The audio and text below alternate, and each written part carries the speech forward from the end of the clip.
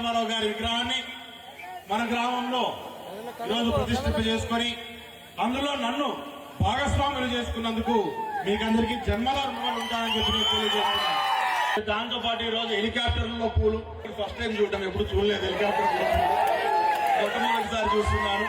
ఎన్టీఆర్ గారిని ఆయనకు స్మరించుకోవడానికి ఖచ్చితంగా అవసరం అనిపించింది. ఆ రోజు ఆంధ్ర రాష్ట్రంలో ఉన్న పరిస్థితుల్లో ప్రజలకు అవసరమై తయారైన నాయకుడు నందమూరి తారక రామారావు గారు. ఏ పేరు వింటే తెలుగోడి గుండె తన రొమ్ము విరుచుకొని చూస్తుందో, ఏ పాదమైతే ఈ నేల పైన దైవాల రూపమై నడిచిందో, లోకాల నేడు ఆ నామమేగా అది గదిగో అతడే తారక రామం. భువనాల నుంచి గగనాల దాకా ఘన కీర్తి కన్య కారణ జన్మ.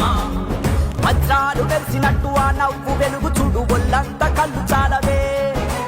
ఎన్టీఆర్ గారి విగ్రహం ఎక్కడ చూసినా చూస్తున్నమాట. తెలుగోడి పౌరుషాన్ని తన భుజము కెత్తుకున్న దమ్మున్న మహారాజులే. ఆ రోజు పేదవాడి పుణ్య చప్పుడు అంటే మనకి వినపడే ఒకే ఒక్క పేరు ఎన్టీఆర్. ఈ రోజు గత 5 ఏళ్లలో మనకు మరీ అటువంటి పరిస్థితి వచ్చింది. ఈ రాష్ట్రాన్ని బయటికేసేవాడు ఎవరు లేడు అని చెప్పి ఎవరికి వారు బాధపడుతూ భయపడుతూ ఇళ్లలో దాక్కునే పరిస్థితి. అటువంటి పరిస్థితుల్లో ప్రజలే ఒక నాయకుడిని తయారు చేశారు. ఆ నాయకుడి పేరే నారా లోకేష్. యువగలం